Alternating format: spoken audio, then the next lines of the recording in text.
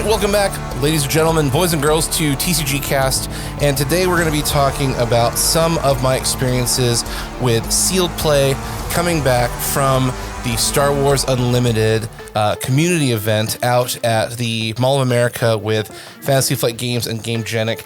So there's a lot of videos out there right now that are talking about, how the packs work and how things are broken down and so on and so forth. And you should absolutely go check those out. This video is specifically going to just cover some of the cards that I saw during the event. All we did was play sealed and draft over the course of a day and a half, and we played a lot. If you haven't listened to the podcast, you can check the card up in the top right corner. But we played an insane amount of sealed. So I'm not going to say I'm an expert or anything, but I want to talk about some of the physical cards that I have and some of the cards I saw that I think do particularly well in a pre-release environment. And so this is just going to be kind of an overview of some of the different types of cards, what they do, what you should be looking for to just kind of help you out with what you might experience with your sealed event. But right before we get off to the bat, let's talk about the 4 types of colors and bases. So in the game, you're going to have villains and you're going to have heroes. So you've got Sabine Wren and Boba Fett here. And those are a piece of your deck.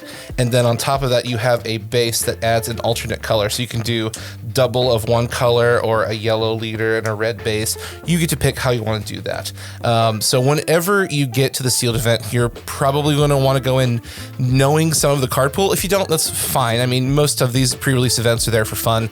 You're not playing for money or anything. But you do want to have some kind of idea of what's going on, because that'll help you be able to look at a card and determine, hey, is this card good? Is this card bad? Does this card work with the synergy that I want it to? And so on and so forth. So your 4 primary colors are going to be blue, red, green here, and yellow there.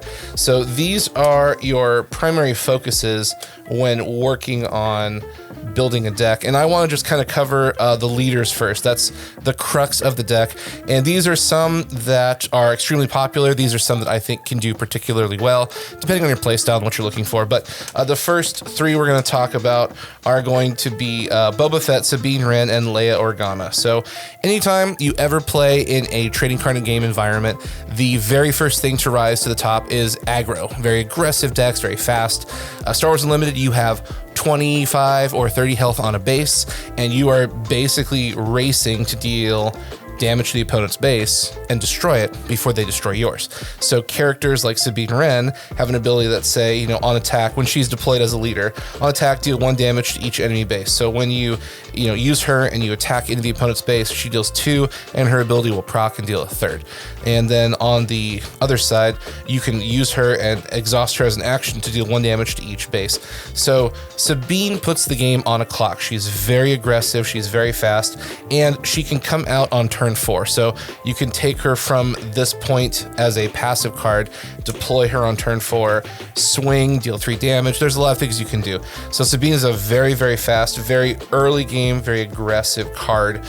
And she's just really cool. A lot of people like Rebels. A lot of people like Sabine. So this is a character, this is a leader you're going to see people search for in their sealed packs. So keep an eye out if you're an aggro player or you like heroism or aggression. She's going to be perfect for you. The next 2 that are going to be pretty popular are going to be Boba Fett in Cunning, which is yellow, and Villainy, and then Leia Organa in Command and Heroism. So Boba's ability is when an enemy unit leaves play, you may exhaust this leader, and if you do, you can ready a resource. So what that means is Boba is able to use tools like Waylay and pull these bodies off of the board, because it says when an enemy unit leaves play. It does not say when you attack and destroy a unit or defeat a unit or use an ability to defeat a unit. It just says if an enemy unit leaves play. So there's a lot of abilities that can trigger this, and then boom, you get a free resource. On top of that, Boba can come out on turn 5, which means he can come out and his ability is he's a 4/7 attacker. When this unit completes an attack, if an enemy unit left to play this phase, ready up to 2 resources. So there's cards we're going to talk about that interact with Boba, but one of the big ones is Overwhelming Barrage. I believe that's what it's called here. Let me see. It's OB. There we go. Overwhelming Barrage. So you can use this on Boba Fett, drop a bunch of bodies, get 2 things up. I mean, I want to be very clear here. this and that don't combo. So you can use this ability on Boba Fett, clear the board, then you can complete an attack, defeat something, then you can untap 2 of your resources, and this 5 cost became a 3 cost, and now you can play a bomb. Like there's a ton of great cards at 2 cost. So Boba Fett works really well getting your resources untapped, getting bodies off of the board, being very aggressive, and with that 7 health. So 2 things to note: Sabine has 5, Boba Fett has 7. There is one card that Sabine really doesn't like, and that's Takedown, which says defeat a unit with 5 or less remaining HP. So Sabine just kind of auto dies if someone has a takedown. She just doesn't like that card at all. Boba, he has 7 health, so this does not get rid of him, and he's a lot harder to drop because there isn't anything that just single target removes Boba without some kind of stipulation. So he's going to stick around the board a lot longer. Sabine has some direct counters, but if your opponent isn't playing Vigilance, you don't have to worry about it. Next up is Leia Organa. So she has an ability that says action, attack with a rebel unit, then you may attack with another rebel unit. So Leia's really good for action cheating. So in Star Wars Unlimited, it's a you go, I go, back and forth action kind of game where you do one thing, I do one thing, you do one thing, I do one thing. Leia just goes, hey, attack with a rebel unit, and then another rebel unit. So for 1 action, you actually get 2 attacks. And there are some really, really potent rebels that we're going to talk about here. So there's Green Squadron A-Wing, Battlefield Marine. So you could just go, first action, boom, swing for 3, swing for 3. 6 damage in 1 action is scary. It's very, very fast. It's very, very aggressive.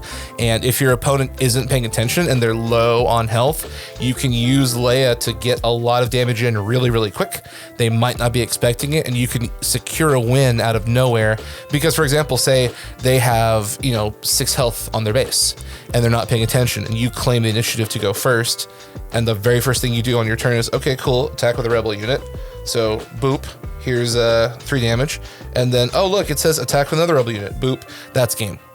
So Leia can very quickly give you this action economy advantage, and you want to take a good use of that. On top of that, she's a 3/6 with raid, so she gets +1/+0 while attacking, and then when she completes an attack, you may attack with another rebel unit. So you can swing with Leia, her raid will trigger, so she becomes a 4/6, and then boom, you can swing for another 3 or here, there, wherever. So Leia gives you this ability to just multi-swing, multi-attack, and a lot of people like Leia. They think she's cool. I think she's cool, but she just gives you a great opportunity to get into your opponent's base, deal a lot of damage very, very quickly, and they may or may not have the tools or the resources to stop you. And so that's why these 3 are just very, very popular. A lot of people like aggressive leaders. A lot of people like just ways to win the game really, really fast. And these 3 are kind of the primo leaders to do that. Next up, I want to talk about the 2 leaders you get automatically. So you're going to have Luke Skywalker and Darth Vader in your, what's the word I'm looking for? Pre-release kit. So these are just 2 very functional leaders. Luke gives you shields. Darth Vader deals damage. You can look at them here. They've been around everywhere. If you just don't hit a leader you want, I'm a firm believer that both of these are very competent leaders. They might not be, like top tier, super meta, but they'll get the job done. Dealing damage with Vader is very relevant. You can build a very heavy villainy deck, and then for 1 resource and an action, you just exhaust this. And if you play a villain card, you can deal 1 damage to a unit and 1 damage to a base. So if you can keep that consistent damage up, it gets rid of shields, it puts the opponent on a clock, very functional. And then Luke, for his action is 1 resource and you exhaust him, give a shield token to a unit, a heroism unit, you play this phase. So boom, you can play that A-Wing we just talked about for 2. Obviously, you have to have 3 resources for this, but you play this for 2, you exhaust Luke, and then boom, this has a shield on it, and you're just swinging for 3. Unfortunately, on defense, it's a 1/3, so it doesn't do as much when being attacked, but if you can keep this body online, you could just swing for a lot. 3 damage adds up really, really fast, and being able to protect your bodies, your little bodies here in the space arena, it's very critical. So yeah, keep an eye open for these. They can get the job done, and they're very, very potent. Some of the other leaders that I like, shocking, I love blue, so Vigilance is my favorite color. Director Krennic and Chewbacca, these two are just really, really fun. So Director Krennic says each friendly damage unit gets +1/+0. So you can build around this and get units that have lots of HP. So maybe you'll have something like the Wilderness Fighter that's a shielded unit that's got 2 attack, 4 HP. When he starts taking damage, he'll get that +1/+0. And then when you bring Director Krennic out as a unit, he has Restore 2. And 2/7 is actually not exactly the easiest thing to deal with. Again, there's not a ton of removal. We spoke about like Boba Fett having that 4/7. So without direct damage, Director Krennic can actually take quite a few hits before he goes down. And being able to use Restore 2 multiple times, healing your base 2 damage is a lot. It could potentially get you an extra turn or 2. So yeah, I like Director Krennic a lot. I think he's underrated. A lot of people are super heavy on like aggro, and I think Director Krennic is a really fun character to play around with. And then Chewbacca, you're allowed to play a unit, so as an action you exhaust him, and then you play a unit that costs 3 or less from your hand, paying its cost of course, and it gains Sentinel for the phase. So you can use this, play that Green Squadron A-Wing, and your opponent must attack into it. Now, you don't want this one to do it, but you could do something like a Battlefield Marine, which is an insanely cool card. So you exhaust Chewie, you play the Battlefield Marine in the ground unit, as a ground unit, and then boom, it's a 3/3 with Sentinel. So your opponent has to attack this before anything else in that arena. And if you could build around Chewie, keeping things low to the ground, keeping that Sentinel online, and then you get to where you have 7 or more resources and you deploy him, this is a scary card. It's 2/9, Chewbacca is a Sentinel, and he has grit, so he gets +1/+0 for each damage dealt to him. If you thought a 2/7 was hard to deal with, a 2/9 is not easy to deal with. On top of that, the more damage he takes, the bigger he gets. So if he's got 2 damage on him, he's a 4/9, etc., etc. So Chewie is definitely going to be a leader you want to play into the late game. Is he perfect? No. Are any of these perfect? No. But these are really fun. So if you're going to go to an event and you really just want to do something silly and you want to mess with your opponent, you want to have a really fun game, I like these 2 cards. Also in blue, you've got some of the best removal in the game, and we're going to talk about that here in a second. But I love Vigilance, and then Heroism and Villainy have just some amazing tools to disrupt the opponent and just mess with the pace of the game. And I'm a control player, so this is my color of choice. But yeah, these are the leaders you're probably going to see a lot of people talking about on different videos and like meta reports. But Sabine, Boba, Leia, very, very strong. Krennic and Chewbacca, lots of fun. There's so many other leaders to talk about. I think Palpatine's a lot of fun, but we don't want to spend like an entire video talking about just the leaders, although they are pretty much one of the most important pieces of the Star Wars Unlimited experience.